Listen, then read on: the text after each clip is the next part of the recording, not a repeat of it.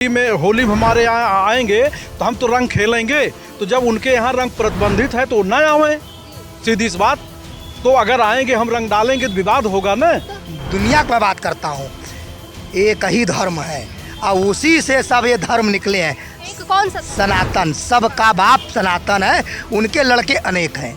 एक बच्चे को खिलाने का ताकत नहीं आपको, और उसका इस्लाम, उसका मौलाना कहता है एक नहीं तुम 10 बच्चा पैदा करो। अब एक लड़के हमको खिलाने का ताकत नहीं है तो लड़का हमारा क्या करेगा? चोरी करेगा, डाका डालेगा, जेब काटेगा, क्या करेगा बताइए हमको? आप लूट लेगा, वो जेल में रहेगा, क्या फ़र्क पड़ता है? तो सबसे पहले ये लोगों को सोचना चाहिए कि 100 साल 200 बरस वाला समय नहीं है। हम नमाज नहीं पढ़ते तो हमको मस्जिद में जाने से क्या वो है? हम वो ताजिया नहीं उठाते हैं तो हमको ताजिया के जुलूस में जाने से क्या लेना देना? भाई वो उनका है, वो अपना करें।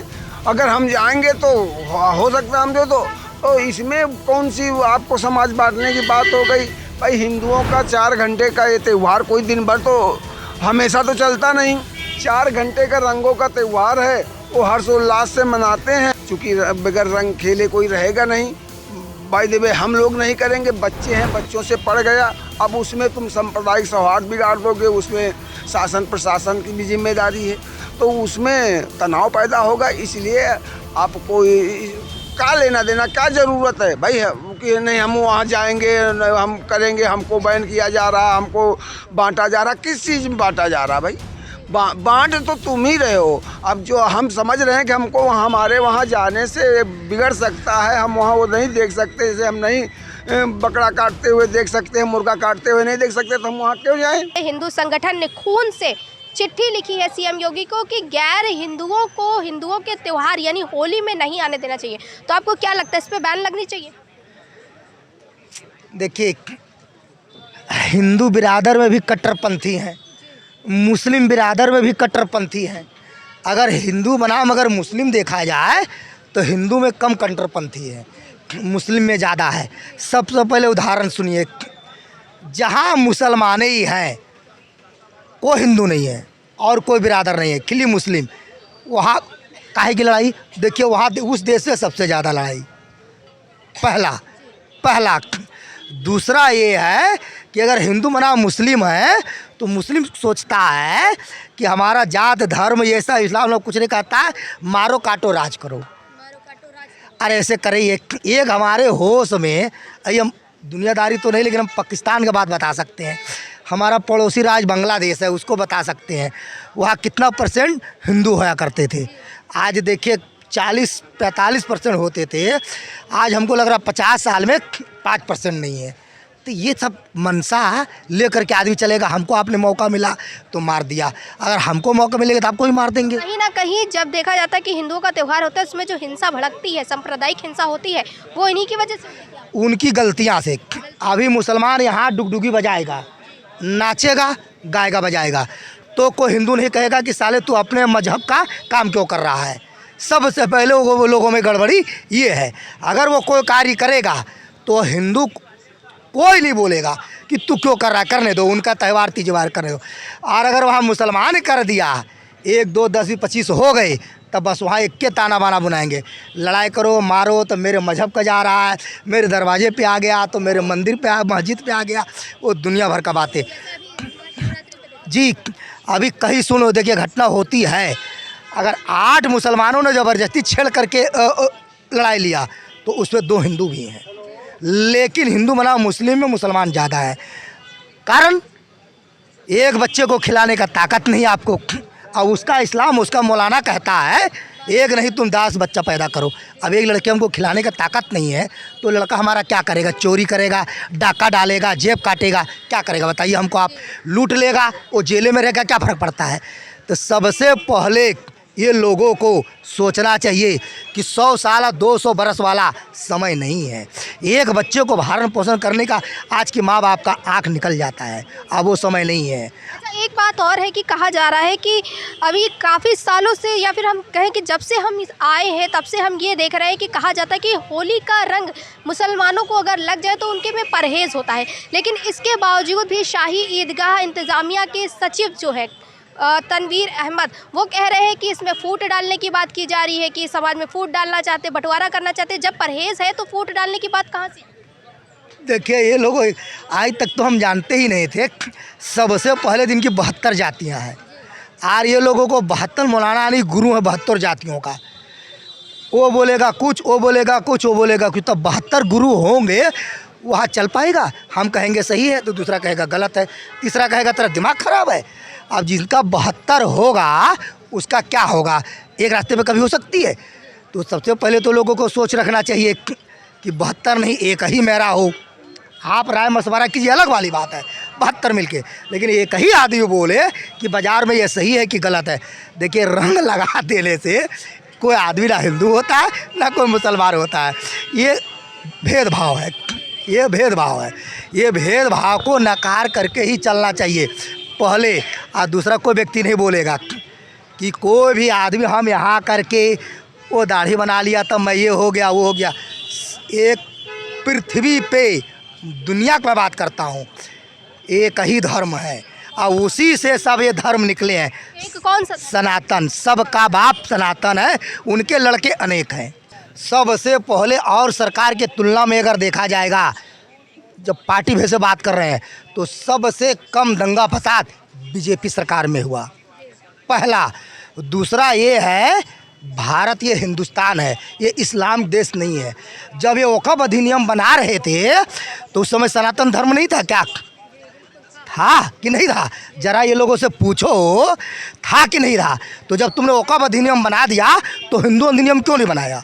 और जब हम आपको हिंदू की बात करते हैं तो आपको मिर्चा लगता है।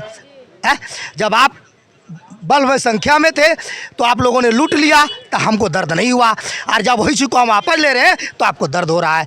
कुल मिलाकर के ये जितने भी हैं ये सही बात नहीं करते, झूठ। ये खुद जनता को गुमराह का पार्टी का उल्टा पुल्टा बात करते हैं, जो इनका परिणाम मिल रहा है। जब धर्म अलग अलग हैं और सभी धर्म अलग अलग त्यौहार मनाते हैं तो अपने त्यौहार में रहे, हम अपने त्यौहार में रहे ना। हम जब हम ईद बकरीद में नहीं जाते हैं तो होली दिवाली में क्या ज़रूरत है उनकी? अगर होली दिवाली ईद बकरीद एक साथ रहती तो लोग एक साथ रहे होते। धर्म परिवर्तन करने, धर्म बनाने की क्या ज़रूरत थी? एक ही रहते। कहीं ना कहीं देखा जाता है कि जो सांप्रदायिक हिंसा होती है वो इसी वजह से होती है। सांप्रदायिक हिंसा इसीलिए तब की बार कुंभ में बच गया, नहीं हमेशा कुंभ में हुआ है सांप्रदायिक हिंसा, अब की बार नहीं हुई। क्या लगता है अब कुंभ से शुरुआत हुई है तो अब हर त्योहारों में मुस्लिमों का आना बैन हो जाएगा? बिल्कुल होना चाहिए, हाँ बिल्कुल होना चाहिए। अच्छा, एक सवाल ये भी है कि कहा जा रहा है कि जो मुस्लिम होते हैं उनके यहाँ रंग लगाना परहेज़ होता है, तो इसके बावजूद भी जो शाही ईदगाह इंतज़ामिया की कमेटी के सचिव हैं तनवीर अहमद, उन्होंने कहा है कि ये फूट डालने की बात की है, कहा कि सरकार फूट डालना चाहती है। भाई देखिए, जब उनके यहाँ होली में हमारे यहाँ आएंगे तो हम तो रंग खेलेंगे, तो जब उनके यहाँ रंग प्रतिबंधित है तो ना आवें, सीधी सी बात। तो अगर आएंगे हम रंग डालेंगे तो विवाद होगा ना। तो फिर ये फूट डालने की बात क्यों? ये फूट डालने की बात नहीं, ये धर्म का मामला है, ये त्यौहार का मामला है। फूट डालने के क्या मुसलमान हिंदू एक साथ चाय की दुकान पे बैठ के चाय नहीं पी रहे हैं, एक साथ खाना नहीं खा रहे हैं? लेकिन जो धार्मिक उन्माद का मामला है, जहाँ धर्म की बात है, तो जब वो अलग अलग व्यवस्था बनी है तो अलग अलग रहें, क्या ज़रूरत है? इसमें अत्युत्साह का ये पर्व है। होली हमारे यहाँ शुरू से चली आ रही है हिंदुओं में कि वहाँ पे रंग भी चलता है। जब तुम कह रहे हो कोई चीज़ हमारे लिए वर्जित है तो आप उस समाज में जाइए ही नहीं। उस समाज में जाने का मतलब है कोई भी लड़का भी है, कोई और उत्साही लड़के हैं, लोग कुछ नशा पाती करके भांग पी करके सब करते हैं। अगर हो सकता है खुदा न खास्ता तुम्हारे रंग पड़ गया तो उसका तुम सांप्रदायिक रूप दे दोगे, या तो फिर। लेकिन जो शाही ईदगाह इंतजामिया के सचिव हैं, कमेटी के सचिव जो है तनवीर, उन्होंने कहा है कि ये इस तरह की बातें कर करके समाज में फूट डालने की और बंटवारे की बात कर। नहीं, तो इसमें फूट डालने बंटवारे कौन सी बात है भाई? अगर हम नमाज नहीं पढ़ते तो हमको मस्जिद में जाने से क्या वो है? हम वो ताजिया नहीं उठाते हैं तो हमको ताजिया के जुलूस में जाने से क्या लेना देना? भाई वो उनका है, वो अपना करें। अगर हम जाएंगे तो हो सकता है हम तो इसमें कौन सी आपको समाज बांटने की बात हो गई? भाई हिंदुओं का 4 घंटे का ये त्यौहार कोई दिन भर तो हमेशा तो चलता नहीं। 4 घंटे का रंगों का त्यौहार है, वो हर्षोल्लास से मनाते हैं। हर जगह अलग अलग तरह की होली खेली जाती है ना, लठमार होली, फूलों की होली।